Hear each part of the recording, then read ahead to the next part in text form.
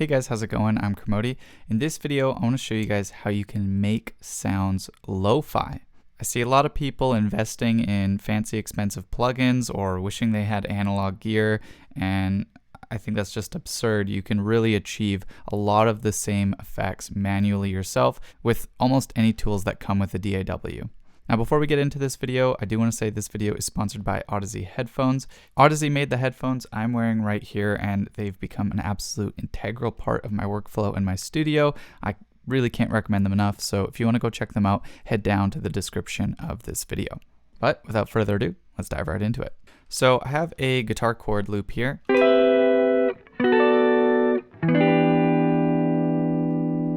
Which just sounds perfect and ready for lo-fi music.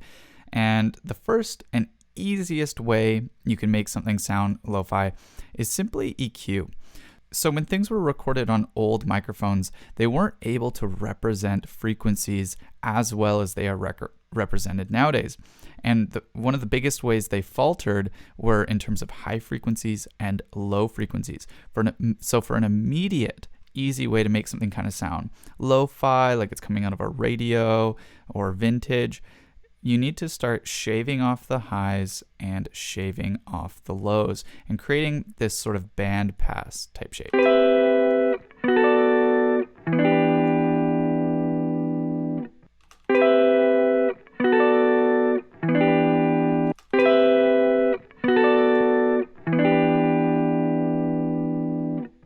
So that's one easy way right off the bat. Next up is introducing noise. And obviously you can look up, samples of just noise static from things, but I like to have noise that actually reacts to the signal that's going into it.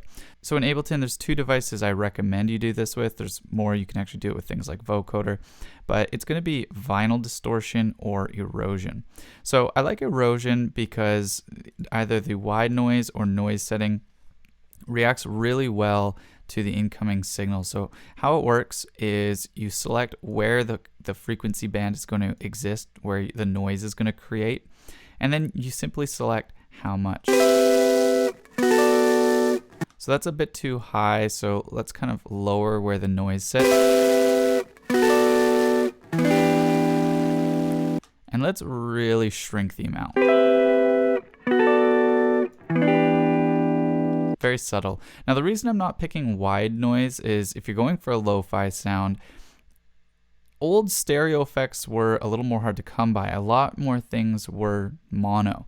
So to have kind of this wide noise texture is modern, which you can totally do, but if you're really going for a more authentic kind of lo-fi sound, I'm just going to stick with the not so stereo noise.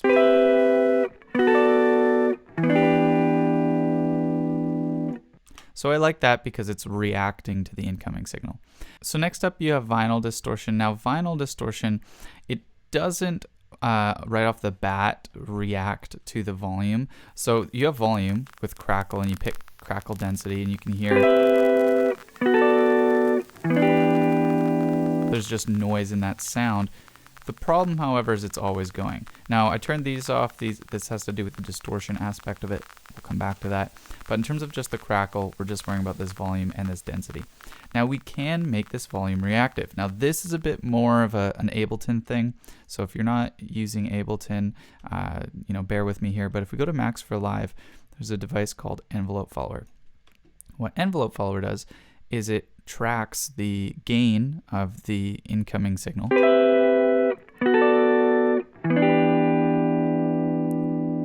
And allows you to map that to something. So let's map that to the volume.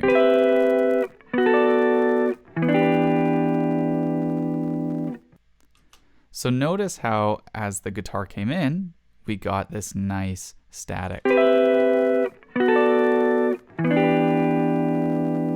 So we could go either way. Or we could even go both. Now, I just hinted at it a second ago. The next thing is distortion. Now, a lot of old lo-fi stuff, just based off the recording gear or the input gear, had some sort of coloring from the hardware.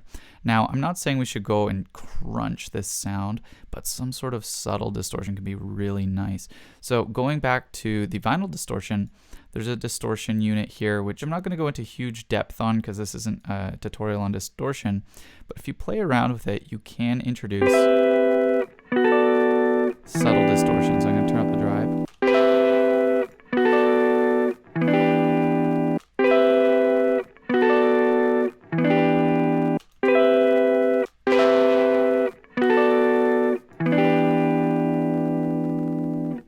So that can be nice. I quite like this one. Ableton has quite a few you could go with. Overdrive, again, used very subtly, can be quite nice. So, you know, we'll use just a little bit of drive. We'll do a bit of a darker tone. Maybe we'll filter it.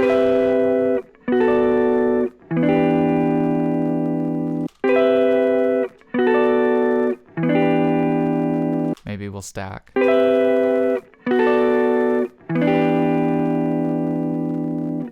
Or you could do multiple other types in Ableton. You could do like a digital distortion.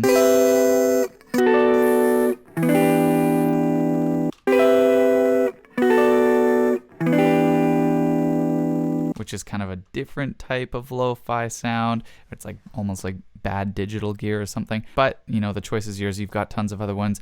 Ableton even has the new pedal distortion.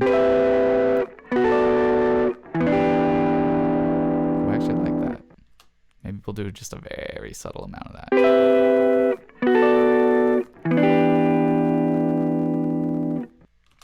Okay, and now is where things get a little more interesting. So with old gear, sometimes you could have different volume dropouts or pitch dropouts where, you know, the pitch might kind of waver from the old vinyl being sort of warped, or the tape getting hot. You know, there's definitely problems with sounds. So we can recreate that. We want to create this. So first we'll want to create like a pitch inconsistency, and there's a couple ways we could do it. One I like to do is if we take delay here, when you first get it, it's in what's known as repitch mode. And how repitch mode works is when you change the timing of the delay, you hear the pitch kind of go around. So what's cool is if we take the feedback down so it doesn't keep delaying, and we set it to time mode. Check this out.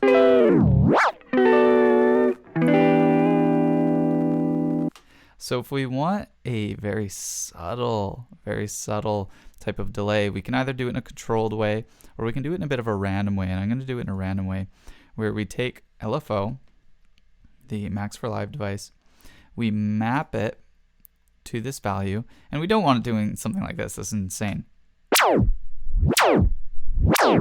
Don't want that. So let's bring down the depth.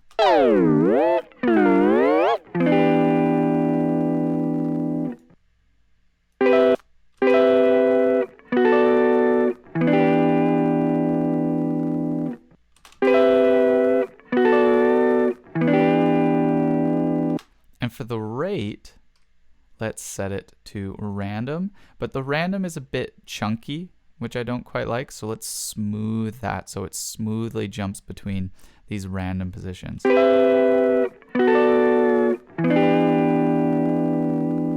Oh, that's nice.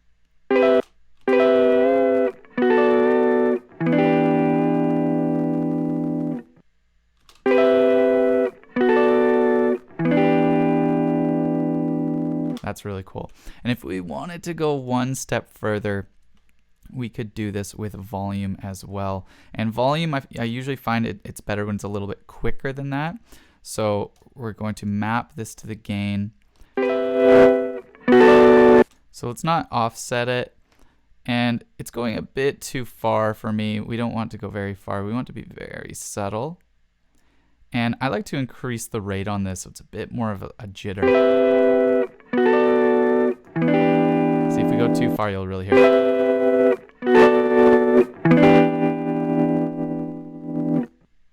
Now that's a bit too much. That's like, that thing's straining. That's really a broken record player. But if we make it really subtle,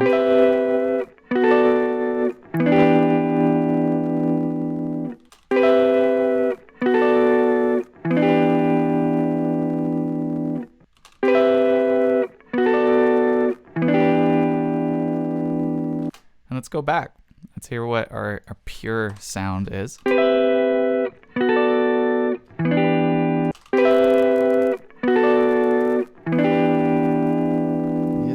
It just sounds old, and we can toss anything on this track now.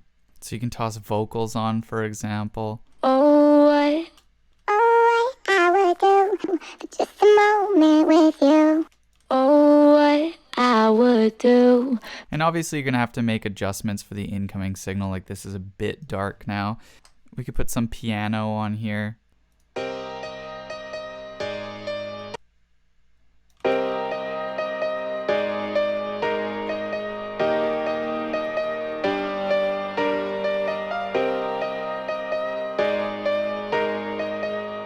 And make adjustments where needed.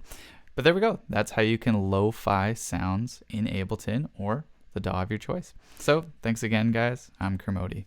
Peace.